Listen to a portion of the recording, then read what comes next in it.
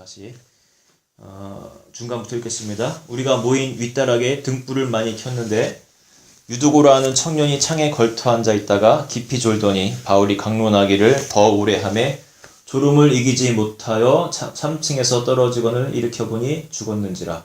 바울이 내려가서 그 위에 엎드려 그 몸을 안고 말하되 떠들지 말라, 생명이 그에게 있다 하고 올라가 떡을 떼어 먹고 오랫동안 곧 날이 새기까지 이야기하고 떠나니라. 사람들이 살아난 청년을 데리고 가서 적지 않게 위로를 받았더라. 아멘. 네, 좀 생소한 그런 부분일 수 있습니다. 이제 본문의 내용은 바울이 이렇게 전도 여행을 다니다가 어떤 지역에 이르러서 그 지역에 있는 주민들과 함께 밤이 새도록 이야기를 하는 그런 장면이에요. 그러다가 한 청년이 너무 깊이 그 말씀에 막 심취하고 또 피곤하다 보니까 창가에 걸터 앉아서 이렇게 말씀을 듣는 와중에 떨어져 죽는 그런 일도 있었고, 그런 스토리 중에 하나입니다. 저는 이 이야기를 쭉 보면서 되게 참 그 초대교회 시대의 그 모습이 참 동경이 되고 부러웠던 적이 있어요. 제가 그래도 그렇게 썼을 겁니다.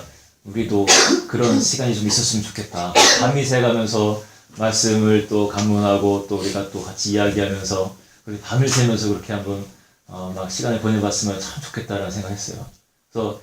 그래서 그 이야기가 오늘 이 모인 자리 같은 그런 느낌도 조금 들었어요. 우리가 물론 이렇게 밥도 하고 밥도 먹고 또 교제도 하고 했지만 또 이렇게 다 하나님의 은혜 가운데서 한 것이고 이제 또 특별히 이 시간 예배 드리는데 꼭 바울의 그 시대의 그 모습이 좀 생각이 났습니다. 여기서 창가에 떨어져서 이제 죽은 사람 유두고라고 하는 이제 청년인데 나이는 정확히 모릅니다. 어린 아이라고 보는 경향도 있고, 그런데 이름으로 봤을 때 당시 그 흔한 노예의 이름 중에 하나였다고 합니다. 그래서 아마도 노예 중에 하나였을 것이다 라고 우리가 추정을 하고, 그런 거를 봤을 때 그 당시 초대교회는 신분구화가 중요하지 않고 모든 사람들이 모여서 함께 예배드리고 할 수 있는 그런 아주 귀한 사랑의 공동체였던 것이죠. 우리가 굉장히 아주 중요하게 보아야 할 그런 부분 중에 하나입니다. 우리가 이제 모인 곳은 몇 층이죠? 지금 장시장 여기가? 네. 여기가 지금 몇 층이죠? 2층인가요? 2층? 거기 성경에서 3층이라고 했는데 3층에서 네, 3층보다는 좀 낫네요. 네. 처음에는 바울이요, 이제 저녁을 먹고 강론을 이제 해요. 이제 설교 같은 것이죠. 설교를 열심히 그렇게 합니다. 그리고 나서는 이제 아이 하나가 떨어져 죽고 피곤한 어떤 증거잖아요. 그래서 이제 그 다음에는 이야기로 이제 바뀌게 돼요. 이제 이야기 할세라고 하는데, 여기 이제 원어적으로 보면은 이 이야기라는 것이 이제 일방적으로 말하는 것이라기보다는 서로 간에 오가는 어떤 그런 대화일 수도 있습니다. 그래서 처음에는 저도 제가 이렇게 설교를 좀 하다가 이렇게 대화식으로 한번 가보려고 해요. 중간에. 근데 창가에 가장 가까이 계신 분이 누굽니까? 우리가 유두고가 좀 필요한데.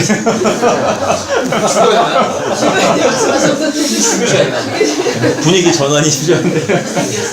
두 분 중에 장 씨께서 이렇게 앉아 계시면. 저는 참데 이 바울이라는 인물이 어디를 가거나 참 말씀 전하는 데 있어서 굉장히 열심을 품었어요. 할 말이 참 많았나 봐요, 되게. 어떤 곳에서는 막 3개월, 또 3년, 그냥 기회가 있을 때마다 그냥 강론하고 또 이야기하고 하는 겁니다. 목회자로서 제가 그 장면을 쭉 보면요, 되게 신기하고 부럽기도 합니다.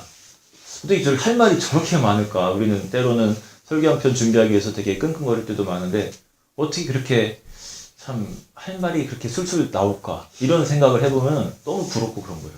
근데 제가 성경을 가만히 보다가 그 비결 중에 하나를 알게 됩니다. 뭐냐면은, 당시 바울을 비롯한 이제 사도들, 제자들은 딴 얘기한 것보다는 자기가 보고 들은 것을 증거하는 것이 굉장히 많았습니다. 여러분도 여러분 일상에서 있었던 일 이야기하라고 그러면 막 술술술 막 나오잖아요. 뭐 써갖고 뭐 준비하고 이러지 않아도 막 다 막 나오잖아요. 그런데 바울도 그렇고 또 스데반 집사님도 그랬습니다. 그분이 마지막 돌아가실 때 이제 고별 설교를 쫙 길게 하잖아요. 그런데 그게 뭐냐면 별게 아니라 그냥 구약시대 때부터 자기의 그 조상 이스라엘 민족이 하나님을 만나왔던 그 과정을 간략하게 쫙 설명을 하세요. 그냥 유대인이라면 다 아는 이야기를 쭉 설명을 하고 이제 마지막에 예수 그리스도 당신들 유대인들 당신들이 의심하고 정죄하는 그 예수가 바로 하나님께서 그 우리 조상들에게 누누이 약속했던 그 예수가 그리스도다. 그 그리스도가 바로 우리가 죽였던 그 예수다. 그 사실을 아주 막 토해내는 겁니다. 우리가 지금 실수한 겁니다. 사실은 하면서 우리가 십자가에 못 박은 그 사람이 바로 그리스도 예수다라는 것을 증명하고 그러다 사람들이 화가 나가지고 막 실수했다고 하니까 돌로 치고 막 죽인 거예요. 베드로 같은 경우도 그가 막 설교했을 때 막 몇천 명씩 변화받고 막 그러지 않습니까? 그것도 사실은 자기가 만난 예수님 3년 동안 쫓아다니다가 그분께서 하신 일들 그런 것들 얘기한 거예요. 바울도 마찬가지입니다. 별게 아니라 자기가 만난 예수, 경험한 예수님, 만지고 직접 본 예수님에 대해서 증거하니까 거기 힘이 있는 거예요. 여러분도 내가 본 일, 내가 겪은 일 증거할 때 자신 있게 얘기할 수 있지 않습니까? 거짓된 것이 아니기 때문에. 그러니까 바울은 가는 곳마다 자기가 경험한 거 그거 얘기하는 거예요. 여러분 지금 이 시대를 사는 우리들 어때요? 우리들 물론 예수님을 만질 수는 없습니다. 터치할 수는 없어요. 그런데 예수님을 우리는 만날 수 있습니다. 왜냐하면 성령의 모습으로 예수께서 십자가에서 달려 돌아가신 이후에 승천하신 이후에 이제는 성령의 모습으로 우리 가운데 오셨기 때문에 우리가 성령을 만질 수는 없지만 여러분 만날 수는 있습니다. 그리고 그 성령을 만나고 경험한 사람들은 이 사도시대, 이 초대교회 시대의 사람들처럼 담대하게 돌이 날라오고 무슨 일이 있건 사람들이 많건 적건 아주 힘차게 복음을 증거할 수 있는 겁니다. 저는 우리가 그러한 사람들이 됐으면 좋겠어요.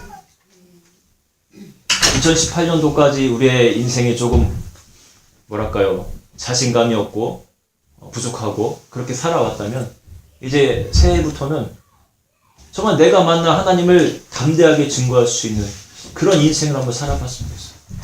그렇게 하기 위해서는 여러분 어떻게 해야 됩니까? 간단해요. 예수님을 만나야 됩니다. 성령으로 찾아오신 예수님을 우리가 삶 가운데서 정말로 만나고 경험하고 그게 있어야 돼요. 그러면 나도 모르게 뜨거워지고 누가 하지 말라고 해도 전하게 되고 확신이 생기는 겁니다. 저도 페북에 막 친구들 요즘 막 갑자기 막 이상하게 막 와요. 막 친구 맺자고. 그러면 저는 계속 전할 거예요. 예수님 믿으라고. 그분이 구원자라고. 그 사이코라고 할 수도 있습니다. 목사 되더니 확실히 그 길로 가는구나. 그렇게 볼 수도 있어요. 그러나 그냥 저는 제가 만난 예수님을 저는 계속 증거할 겁니다. 여러분 이제 살아계신 하나님 여러분과 함께 역사하신 그 하나님을 놓치지 마시고 만나시고 뜨거운 그 심장으로 이 한 해를 맞이했으면 좋겠습니다. 우리가 촛불에 불을 붙여주세요.